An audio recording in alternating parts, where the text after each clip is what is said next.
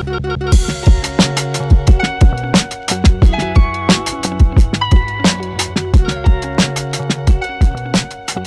I'm Matthew Herzberg, and this is the Myopia Mindset. This is your weekly check-in for all things motivation, education, and inspiration on your path to success with myopia management. I'm very excited about this episode because I have Dr. Zachary Holland and Dr. Joelle Holland on this episode. They are two of the rising stars, part of the new generation that I have been so eager to meet. So Zach and Joelle, welcome to the podcast. Thanks, Matt. Happy to be here. Yeah, Awesome. Excited to talk about everything myopia. Yeah, and I originally found out about you guys at last Vision by Design in 2024, and I was blown away by you guys gave a shared lecture together. I absolutely loved that you both practice in separate locations. You're both doing orthokeratology. You're both myopia management specialists. And I originally started this series of comparing two practices, and I'm like, wouldn't it be cool to compare your practices? Because I think that would be a very fascinating journey for the audience to go on. Before we get started, let's just do housekeeping. If anybody wants to get in touch with either of you, how can they do so on the internet? Yeah, one of the easiest ways to get in touch with me is probably sending me an email to my work email, which is just drholland@cecofmedina.com, cecofmedina.com. That's usually the quickest way to get a hold of me. I'm awful with LinkedIn, so don't try that. Truthfully, I could text messages are super easy to get a hold of me as well. And I have no problem giving out my cell phone. I give it out to all my patients anyways. So it's 248-302-1775. Those are the easiest ways to get a hold of me. Awesome. And Zach? Yeah, my email is really long. So just, text me and you'll probably get a quicker response. 515-577-3219. Just tell me who you are and we can schedule a time to chat. I do that pretty regularly with students or ODs who are trying to implement specialty lens nuance within their practice. So yeah, totally content talking after hours, especially if we can help. Fantastic. And I already love this about the two of you. We haven't met officially in person, so I'm overjoyed to hear both of you, say this because it's a shining example of our community. Everybody is willing to help and lend their expertise and open up the culture and the community that we all have together. So I am super excited. And audience, if you love what we're doing here at the Myopia Mindset, please consider becoming a paid supporter of the podcast. You'll get early episodes. You'll get bonus content. You can do so at myopiamindset.com. Okay, let's start with an introduction to both of you.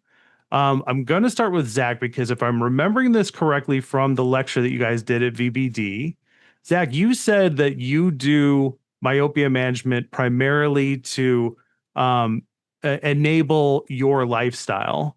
You don't want to be chained to the office. You want to be able to spend time, as I imagine both of you do, want to spend time with your family, want to engage in your recreational activities, get on with your life. And I was blown away by this factor of the new generation because I grew up in my parents' practice. We worked until 10 p.m. on Tuesdays and Thursdays. We were open all day on Saturdays. We worked all the time. And it represents this dynamic shift in the way the new generation is doing myopia management. So we'll start with Zach, then we'll go to you, Joelle. Tell us about yourself, what makes you unique, and tell us a little bit about your practice. Yeah, Joelle and myself would definitely tell you I am chained to the practice, but I'm learning to start to let go. I graduated in 2015. We have fourth-year externs at the practice, so I was an extern at my current practice after I graduated and didn't match with the residency that I wanted. My previous boss and my mentor at the time offered me a position at her office, so I started 3 days a week there and then supplemented with private practice, small town private practice, a couple days a week, and then Joelle and I also paid down our student loans really quickly. So we did a lot of weekends working. But then in 2020, my then boss moved out of state and sold me the practice. And so I went from 0% owner to 100% owner overnight during COVID.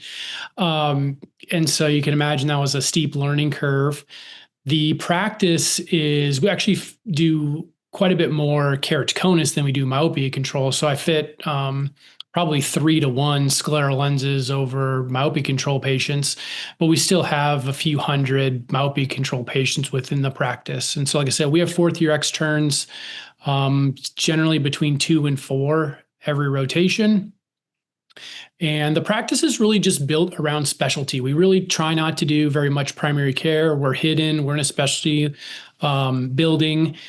And yeah, if I could get away from primary care optometry, that's kind of my main goal. But recently hired an OD as an associate, so she's been with us for a year. So trying to feed more of her desire to be in the practice, and then I'm dialing back. So now I currently do 3 days worth of patient care in the practice.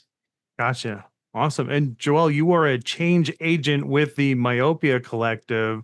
So definitely tell us about that. But same question for you. Tell us about yourself, what makes you unique, and tell us all about your practice. Yeah, so I graduated in 2016 from ICO. So I think it's always kind of funny that Zach and we met in school, and we were trained under like all the same stuff. I didn't do any sort of residency or anything either. But I think, and if you were at that lecture at VBD, the whole thing was like, why do we do things basically globally the same, but also very different? And I would never do things like he does, and he would never do things that I do.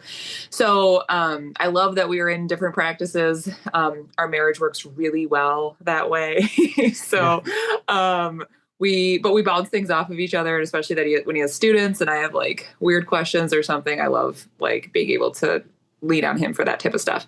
But I am an associate optometrist at a practice about maybe like 20 minutes away from Zach's practice. So we are like relatively close too. We're just outside of the like Minneapolis, downtown Minneapolis. And so a lot of times we'll get referrals and they're like, oh, well, there's another Dr. Holland. And like, what does that do? Like, why are you guys doing the same thing? And so we can get to that later, but that's a fun conversation to have. But yeah, I'm an associate optometrist. I have been since I started. It's just myself and Dr. Gina Wesley who owns the practice. And we are a family practice. And I love primary care. And I love myopia control. And I love dry eyes. And so my practice is about, I'd say like 50%, 50% primary care. And then I'd say like 25% dry eye, 25% myopia control. And I really love it that way. I love the balance. I love always bopping back and forth between all sorts of different things. Last year, and it's just coming up on its like 1 year. But yeah, I was coined the Myopia Change Agent of Minnesota. And I thought that was really unique, just something different that Cooper Vision and the AOA were starting to do. And I loved that they were trying to build awareness around myopia management. A lot of people talk about it, but I feel like no one really knows where to start. And I feel like this was a really great opportunity to just kind of get your toes wet and for me to learn a little bit more too. And I love like the legislative side of things that the AOA is trying to do, maybe not specifically with myopia management, but just with like eye care in general and like learning a little bit more about that. Zach and I are relatively like involved with the legislative stuff that we do here in Minnesota as well. So that's kind of a neat thing to bring in. And I loved how a lot of the change agents were like new docs. Like, I think I was like one of the older ones and I graduated in 16. So, which I loved because I was like, all these people are so eager. Some did a ton of it. Some did a little bit of it. But you could tell that there was like a hunger for it. And I think that hunger where Zach, what you heard from Zach with like gaining a little bit of financial freedom. I also found that in myopia management. I find that with dry eye as well. When I joined the practice, Zach and I had $660,000 of student loan debt, which honestly sounds like a ton, and it was a ton, but like now I'm hearing how much school costs and I'm like, holy smokes, like this is like, it's going to sound like nothing pretty soon. But we paid it off in like 56 months, and it was super difficult, and we worked really hard. But I'm on commission, and of course Zach's on commission, but like I'm on commission at my practice as an associate. And I quickly understood that the more money I bring into the practice, the more money I bring home, the harder I work. Like that all made a lot of sense to me. Mm-hmm. And so I started finding passion in what I was doing. I loved having these conversations. I loved talking to all these patients about this stuff.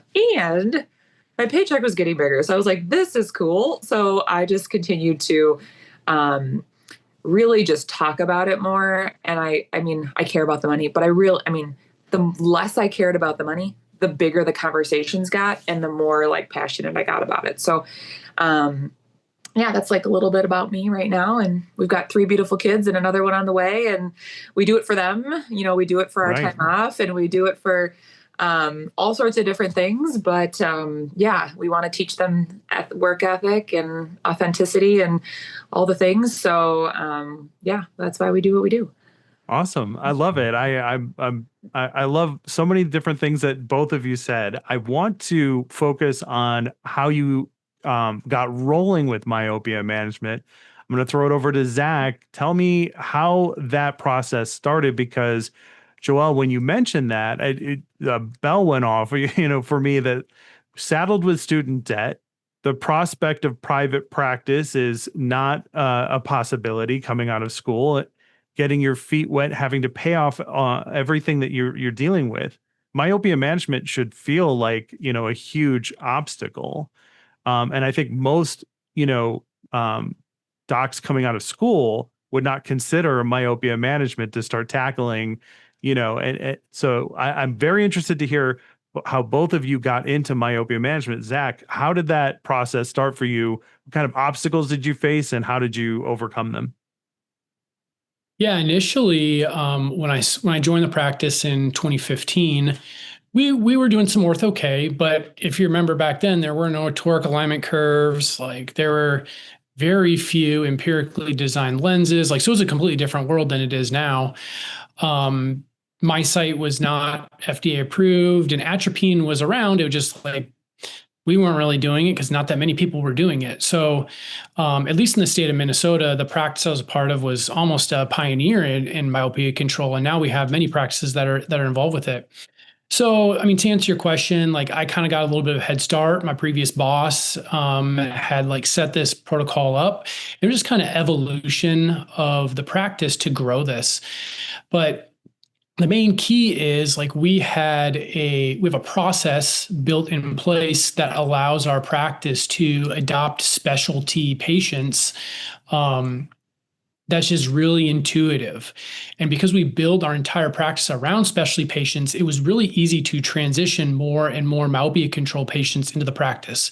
Tomorrow, if 100 patients call me and say, hey, I want to do ortho K, my practice can absorb them, not all at once, but we can absorb them all, and it won't completely throw off everything else going on because we have these systems in place that allow for like just an extreme amount of growth and customization. Because if you can remember, all these patients are cash pay. Like they're just, I mean, you have to develop a system around these patients to make it work.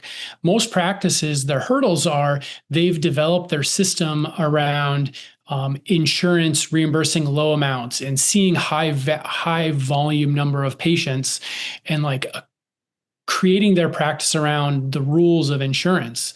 And if you can break free of that, or at least start to break free of that and give yourself an opportunity to spend a longer appointment time with patient and like explaining the process to them, you can talk about dry eye, you can talk about scleral lenses, you can talk about ortho K. Like just it opens up so many avenues because you just have the freedom and time to speak with the patient. I think time is the biggest factor that doctors are going to run into as far as implementing this. Fitting an ortho K lens, fitting a MiSight, prescribing atropine, like that is not that difficult. There are a lot of webinars, a lot of resources that a lot of places have that can teach you how to do that. But it's just logistically getting the pieces in place to not disrupt the other systems you have within your practice. That I think is more on the practice management side. Really, that's such a hurdle. Right. One thing Yeah. I think, Zach, that like I remember because it's interesting living with somebody that like owns a practice. But I remember, maybe this would be something that you could like expand upon, would be when you did absorb all those patients. So there might be practices out there that like have a handful of ortho K patients, or like have some, and your fee structure wasn't quite like what you wanted it, and you wanted to spend more time with patients. And I remember you sitting down being like, I have to start charging more, because this is never going to work. I can't spend all this time with these patients. And so, maybe there are some practices out there that are kind of established, but there's a new grad coming in and there's a new associate coming in, and they're like, this could be huge, but we need to like reevaluate how we're doing this if we want it to actually be profitable. So maybe speak to how you like switch that up. Cause I remember those, like, how am I going to tell everybody we're going to raise prices, or how are we going to do that? Yeah. Were you undercharging essentially for your services at that point? Yeah, probably. I mean, just to be clear, Joelle still charges more than I do. But when patients come and see her for a consult and be like, well, why does she charge more? I was like, well, she's the boss. She's the wife. I'm like better. she does. Yeah, we just have a lot of this. We have different fee, we have a completely different fee structure than they do at Complete Eye Care of Medina. I have established patients and new patients. And so from a not so much transparency, but it's simple for my staff. When patients call, say, "What's the price?" Well, are you new or established? Like there's two options, and so just from a simplicity standpoint, we've dabbled around with a couple different things. We've dabbled around with having a backup pair of lenses. That works really well for Joelle's clinic. That doesn't work very well at all for mine, so I abandoned that. But my strategy on increasing fees is to not do it annually. My strategy is to do it every 3 to 4 years and make a larger increase. And so when patients return and it's the same price as it was last year, there's less to fight over. I think increasing, let's you increase it $500 this year. Now I have a handful of years that's the same price, where if I increase it $100 every year, patients often deem the like contract or the agreement at the end of the exam as like a contract. And when they see the price goes up, like, whoa, you changed something on our contract. So like, no, that's just like this year's agreement.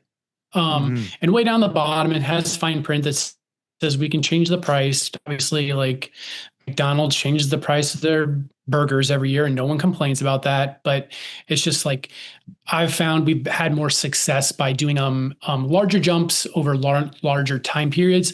And then I just have to fight them once every 4 to 5 years. Yeah. Yeah.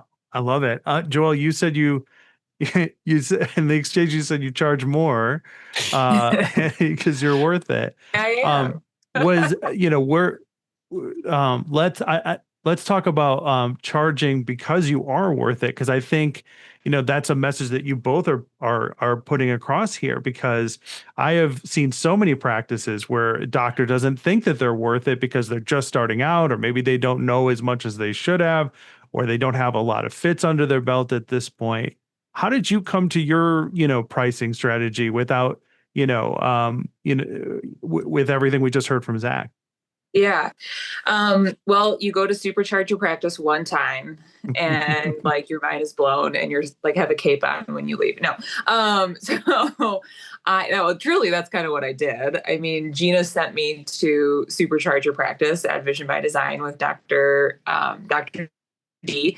And I've been twice, and he just, like, whatever motivational like juice he drinks, I mean, he just can. I mean, he makes it all click, and he does it in a way that is super authentic and like still very humble, because I don't ever like want to feel like a salesperson that like I feel like I'm not worth it. Like, so I've worked on that. I feel like I've created our protocols and our program and how we check in with patients and my availability and like my authenticity when I'm like, I truly am like excited. Like when we're doing, like, I talk about things in the exam outside of just myopia control. Like, I want to know who you are. I want to know what you love to do. I want to talk about screen time. I want to talk about posture. I want to talk about food. I want to talk about going outside. I want to talk about like all of these things with your children, because I want you parent to know that I like truly care so much about your kid. I want them to know that they are important. I want them to know that they matter. And so it's like, it just fills me up to be able to like have these conversations with kids and their parents, to give these kids the moment to shine, to reward them for getting through their training, to reward them for getting through their 1 month of like wearing lenses, to have a finalization day, to get a gift card, to like, so I'm like fluffy about it. Zach is maybe a little bit more like academic about it, and is like, we're doing this because we are slowing myopia and this is good. And here's your axial length, mom that wants to know all the axial length, like exponential chart. I just love building this like whole theme around everything that we're doing and the gifts and the things and all the fluff. So when I got into it and I went to Supercharge, I was like, this is something that I can really invest in myself day to day. And I can go to work and I can feel super filled up. And I'm not just sitting behind a phoropter and like looking at optic nerves or something, which, okay, I can do that too. But like, I would rather much have these conversations. And so how I got over some of that like imposter syndrome, I think was really just stepping back and like figuring out a protocol that made me not feel like an imposter. Like, what about this how can I put a unique spin on this, that if I was a parent walking in and somebody presented me this plan and was like, here's what we're going to do for your kid all year long. And I'm going to give you my cell phone number and like, you can text me anytime. And what can I do for a parent to be like, whoa, like this is, I care, but this is also something totally different. And when I set some of those things in play and I had like a handful of like really great, just like stories, like really great patient stories and stuff, I feel like I just got more and more reinforced that even though I might not know, and I probably still don't know, like all of the ins and outs of every peripheral curve that Zach could probably name off the top of his head and how to adjust and how to do all these things, I am finding such joy in like building our program and just changing things a lot too. Like we're still getting younger kids, but we're getting a lot of older, like our kids are aging a little bit. So how do we still bring that same magic like into their program that you can get in like the younger kids program? So, that's where I think it's totally personal. Like you have to look at your own program. And if you're like, I charge this much because I know the science and we're going to use the axial length, we're going to use the myo, we're going to use this and we're going to use all these instruments, then great. Like charge it because you've got the instrumentation to like totally blow everyone's mind and do it all. But if you're like, I've got a topographer and like, that's what I got. Like I got a topographer and like, but you build your program on like all the other stuff. Like what makes you happy? What would make you as a parent be like, I definitely would charge that. I definitely would pay this because I'm getting all these things. And one thing that Zach and I probably differ on is like, yeah, like I don't have to do all that stuff and I could still charge and parents would probably still pay. But there's just a fulfillment on it on my side that I'm like, I wouldn't want to do it any other way. And that's how I kind of got over that imposter syndrome. Because I still kind of feel like, you go to VBD and you go listen to like all Kate Gifford, like you're like, what in the world? Like this, or like Maria Lou, you're like, I am so this big, but I don't want that to take the fear away from like new people wanting to get into it. Right. Cause I feel like I just work in a normal practice. Like I see one patient at a time. I don't have a huge referral source. Like it's word of mouth. It's just batting 500, it's just, you just kind of see them as they come in. You talk about it as they come in. And it's been 9 years and it's like a slow roll. I think we're at like 170 maybe of patients. And I had 0 like 9 years ago. So, there's no like overnight sauce, but it's just a hustle. Like it's just, you keep doing it and you keep pushing through. I love it. I would say Joelle is definitely about the experience. She's like bought her patients like twins tickets if they complete the process or like race cars or Lego sets. And like that's the experience you get when you go there. But one thing I think that we would agree upon, and this is this is not dependent on myopia control, is you have to believe in the technology. Like you can buy an IPL, and if you don't believe in it, it's going to fail in your office. So like whatever you implement, you as a clinician have to buy into. You truly have to believe it works, because whether you're focused on the experience or making the lens fit the best, or just like whatever your focus is, if you believe in it, then you just, the way you speak about it is just going to be so much more high level, and patients are going to connect with it. Patients can tell if you're just doing it to sell them something. Mm-hmm. And with as Joelle described you with a more academic approach, does that fit into, is there a different like fitting philosophy between the two of you? Like, is there different demographics of patients? Are there certain patients that one of you will touch and the other one will not, as far as like how you fit? Like, are either like software design or empirical or trial set? Is there a difference in the way that you're fitting lenses? I don't, well, I don't know. We probably don't talk too much about that. I think our patient population is maybe a little bit different. Primarily because Joelle pulls patients from her primary care practice, where I pull patients based on referral and or word of mouth. And my core population is much more Asian, which in Minneapolis is like a low density population. As far as, I think we fit a lot of the same lens designs, and I don't know, Joelle, we haven't really spoken about that. I bet our fitting philosophy is relatively very similar. I think, yeah, I definitely think it's similar. It is interesting on our patient populations. I don't like mean to like put demographics into like little buckets or anything, but like Zach sees a lot of Asian patients and he works in an academic setting. So I feel like that parent loves that type of technology, that sort of like research. I think as a student comes in and sees the patient, and then Zach comes in and sees the patient, and then Zach's talking to the student about like like these parents are kind of overhearing like the fitting, like all of the things I don't ever say out loud, because the parent doesn't really need to know all like the intricate little details of the topography or the eccentric value, any of those type of stuff. But he does. And maybe that's a little bit of like how he's built his patient population the way he has. I have a very low, I mean, we're 20 minutes away from each other. Like I have a very low population of Asian patients. I have a ton of Eastern Asian. I have like Indian patients. I have a lot of just Caucasian patients. And I would say like maybe 5% of my population is like Asian patients. So it's really interesting that we like differ so much in like demographics. But I think our fitting philosophy is probably very similar. I am like game for anything. Like after what I've seen, like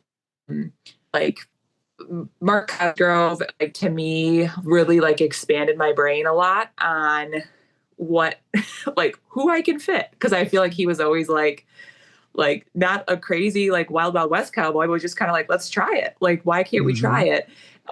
And so I was like, okay. And so of course, always like managing the patient and making sure I'm watching like all the anatomy. And I have taken a couple patients out, but like, I mean, I've got some -10, -4 still, like some crazy stuff that I feel like I would have never read or like heard anybody talk about, but it works. And so I've done very few like truly topography guided like wave stuff. Like to me, that's cool, but that might fit in the academic setting a little bit more. Like I don't have the time for that. And I just don't know if I even want to know how all the little balls work and how all that stuff works. I love like empirically fitting. That's probably what I do most of the time. Not that I like need to sit on one company more than the other, but between Euclid and Doctors on Design, that's probably what I use the majority of the time, because their online software is super easy to use. I can just order right on their software. It goes in, a lens shows up at my office, and I'll call for, consultation if I need it. But I love that part of it, especially being in a private practice. I'm like, I don't want to be sitting and like, imagining it up myself. Like that's what we use good lens companies for. So I think our fitting philosophies are really similar, but it is interesting on our like patient demographics are quite different. Yeah. I mean, I grew think up you in have a to practice tailor. sorry. Oh, go ahead. There was a little bit of overlay there. Sorry. Go ahead, Zach. I was going to say, I think you want to tailor your program around both your practice and your patient expectations. Like, we haven't said it, but my clinic's name is the Cornea and Contact Lens Institute of Minnesota. And so in practice, when patients show up to come to that practice, they are not exactly expecting a family practice type of environment. And so you just have to meet your patients or build your program in a way that, their expectations are met. And I think that that's kind of a really neat dynamic that Joelle and I are both like trained to the same level and can both fit the same complexity of patients, but she does it more within a family practice clinic, where I do it more within a like teaching institution situation. Love it. Yeah. When it comes to setting expectations with like new ortho-K wearers, I'm wondering if there's what kind of similarities and differences the two of you have. So, Joelle, how do you set expectations for a new ortho-K wearer? Like, how do you, because you're drawing them from the family practice. So walk us through that process. Yeah. So as I'm in a comprehensive routine exam and I'm identifying like a myope, I've tailored this a lot. Like it's so difficult to say, like, how do you have that conversation in the comprehensive exam? Because it truly does depend on like who is sitting in front of you. If you've got a parent or a kid that's like kind of interested about it, I could go on. If I got a parent or a kid that's like, this is their first pair of glasses and you just like blew my brain, I'm not going to get too much into it. But you kind of start to learn your patient, just like you do with everything. Like, am I going to tell somebody that their IOP is 22, or am I going to look at other things and not freak somebody else out? So, when I have that conversation, I am truly like looking at them as the person and saying like, how much information do they need? And when we get into that, like true consultation, because I have patients come back for a consultation. This is where something that Zach doesn't. He'll just go right into it there if the parent is ready and interested about it. I will schedule them back to have them back for consultation, where we'll collect topographies and we'll go through. I'll put lenses on their eye based off of what the fitting set that we have, the spherical Paragon set that I have at the clinic.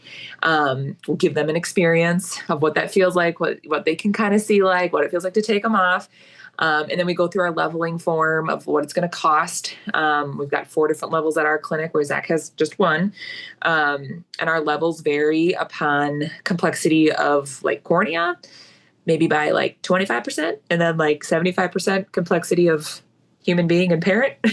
So that all factors into there of like what our cost is going to be. And so during that consultation, that is like theatrical in my, like when we do consultations, this is like a big deal. Like this person came back, they understand the gravity of like kind of what's going on, that we need to start talking about this myopia. We need to start controlling what's going on. Here's the problems with it. And then when we get them into the consultation, I am like pumped. I am jazzed. It's like I just got like stabbed with a steroid. Like, you know, you're excited. You want them to be excited. And so we give them a sweet experience. And I feel like if they're in the consultation, I mean, I guess my percentage is like 95%, like convert, you know, we'll move into choosing like whatever level that we put them at and starting the program. Because they get that experience, they see how exciting it is. They put the lenses on, they can see the topographies, like they can get that whole experience. So I think getting the patient to the consultation, which can be an art. I mean, we have some brochures, we've got some text message follow-ups. This is all part of kind of like building our program, which I learned a lot at Vision by Design. I mean, or at Supercharge and Vision by Design, because he really does help you kind of line out what that all looks like. But just like Zach said, I mean, tailoring it to your clinic, you kind of have to do that. Like, you know, your processes, you know, your protocols already, you know how many staff members you have, like that can help with this. It all kind of plays into it. So I do a lot of the heavy lifting with all of that outside of my technician, just taking the initial topographies, and then our another technician training on how to put them in and take them out. But I do all the conversations about money. I talk to them about everything. And that consultation to me is kind of the golden ticket. If I can get them into that, we're in a good spot. Gotcha. Do you charge for the consultation? Is there part of the fee structure? I do. So I do charge for the consultation, but I take it off the cost of the therapy if therapy is pursued within 30 days. So it's kind of free. But the parents do, I mean, they're dropping dollars at the front door, committing to coming in and committing to doing it. I don't think I ever didn't charge. I think we talked about it. But I think that was something where I was just like, I think maybe we had a couple no-shows and I was like, what? I was, so excited about this. And then they just don't show up.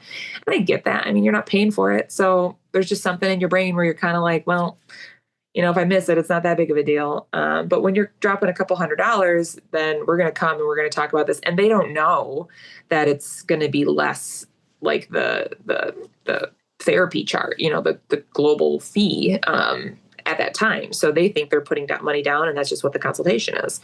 I do charge. Gotcha. And Zach, you don't do a consult, you just go right into it during the exam. Yep. We build enough time, part of every one of our exams, to talk about IPL, ortho-K, cornea cross-linking, scleral lenses, like anything that we do that's high level. I have time to talk to the patients about. Now, there are some exams where it's like, we have nothing to talk about. It's like, okay, move on. And I just have extra admin time.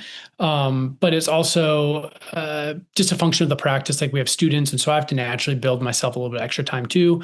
So I don't know if that system works for everybody, but yeah, I'm one of the probably very few people that don't actually do true consultations. We had done, outside of it, the patient is referred to me, then we do a consultation. But if it's a existing patient, we just talk about myopia, talk about whatever we need to. It's kind of, I get frustrated when I go to the dentist and they have me come back for something basic. And I was like, but just do it now and like save my time. And I'm very much about efficiency, and my capture rate's probably not as high as Joelle's, but partially because I just give them the facts. A long time ago, I just said, like, this is what I can offer you. Not everyone's interested in it. I'm going to give you the details, and you know what? You're not going to hurt my feelings if you say no, because it's not right for everybody, but I'm going to present it to as many patients that I can in an attempt to capture the highest volume, if you will.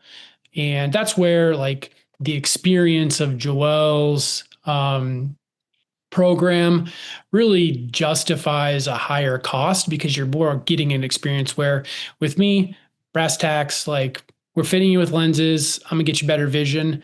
But to get back to your original question about the experience, one hurdle that I run into, or the expectations, is one hurdle that I run into with parents and kids oftentimes is they will complain about like hazy vision or ghosty vision. And a lot of parents watch the eye chart when we're checking acuity and like, well, they didn't read all the letters in the 20/20 line. And my students are in there checking vision, and they come in and tell me like, well, mom is a little upset that they can't get 20/20, all the letters in the 20/20 line. And I remind the student, I was like, well, we have to remind the parents that is our goal to get 20/20 vision? Because if that's the case, we take them out and put them in soft contact lenses and glasses. Or is our goal to get the best myopia control, which is inducing aberrations and distortions in your vision intentionally? And so really just talking about that on the front end with parents and say, what's our main goal? It's myopia control with most of these patients. But then revisiting that at some of the follow-ups to say like, hey, remember when we talked that like myopia control is our main goal here, and we might not get the best vision with this option. There'll be some distortions, like some nighttime driving issues.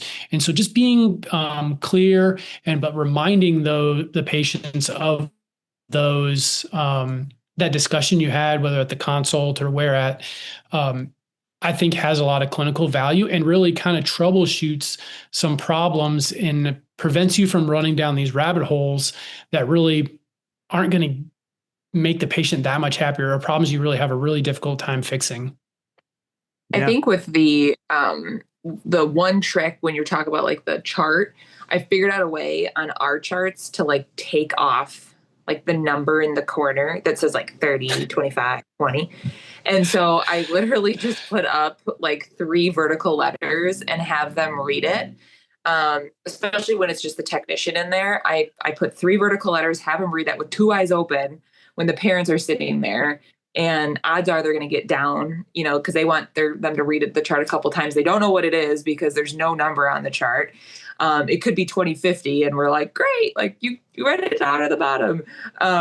But then when I pull them behind the phoropter and I might like do a manifest, or if I have the lenses on, do an over refraction, then I'm like really tweezing that out. But to set those expectations, I think is huge. I agree with Zach. I feel like we're always trying to, these are therapeutic lenses. These are not like refractive vision lenses. Like our biggest goal is to save you. And we've got this big chart on the back of our door. Like we're saving you from retinal detachments and cataracts and glaucoma. And like, this is our goal. In order to get this goal, we have to wear these therapeutic lenses. And yeah, you're going to wake up with clear vision. But if they start talking about those halos, they start talking about, and I look at what their starting prescription is, if they're coming in at a -5, like, okay, we're probably going to have a few more halos. We're going to have a few more aberrations. I know how this conversation is going to go a little bit differently. For like -2, -1, then I kind of have now where I'm at, I kind of have no problem being like, this vision is going to be sweet. Like this is going to be awesome. I feel like you're going to have awesome vision and this is going to be, you're going to love it. Because sometimes if you do like amp it up, and especially when they do read the chart, you're like, oh my gosh, like look at your vision. Like, do you remember what you used to be able to see before you like took off your lenses before and you put up like the 2200 or whatever? And they're like, oh my gosh. And even maybe they're only at the 2025, but they still think that they're seeing super well. So yeah, reading your patient is so huge, but setting those expectations they can be challenging in the beginning. Contact information once again. We'll start with you, Joelle, and then go to Zach. Yeah, so I'm up at Complete Eye Care of Medina in Medina, Minnesota. Email's good, drholland@cecofmedina.com. Or really my cell is probably the easiest, 248-302-1775. Text message will probably get to me quicker. So just text name, what's going on, how I can help you. Awesome. Zach. Yeah, I'm at the Cornea and Contact Lens Institute of Minnesota. Technically, my email is Dr. Holland, so Dr. Holland at Cornea and Contact Lens Institute.com, and is spelled out A-N-D. So there's 2 A's in a row there. Just don't forget that. Or you can contact me on my cell is 515-577-3219. So same as Joelle, we'll probably end up chatting, but I'd really encourage all of like the new young fitters, find a mentor, find someone that teaches you, that loves to teach. Reach out to me. I'll help as much as I can. Joelle will give you all the details, the important stuff, but we can work as a team to tag team things, and just find someone that loves teaching and wants to help you. Awesome. Yeah. And if listener, if you love everything we're doing here at the Myopia Mindset, thank you so much for supporting us and listening to us. If you want to help us advance the mission, you can do so at myopiamindset.com. You will get extended versions of every episode that we do. You'll get a bonus episode every month. It's usually with my dad, Zachary Herzberg, one of the Ortho-K pioneers. And you will get your episodes early. And what I like to say is the cost of which is $12 a month, which is basically the cost of a cup of coffee each and every week. So I like to say, hey, if you would buy me a cup of coffee to have on amazing guests like Zach and Joelle and nerd out about myopia, then please consider supporting the podcast. Myopiamindset.com is how you do so. And we will see you at the next one.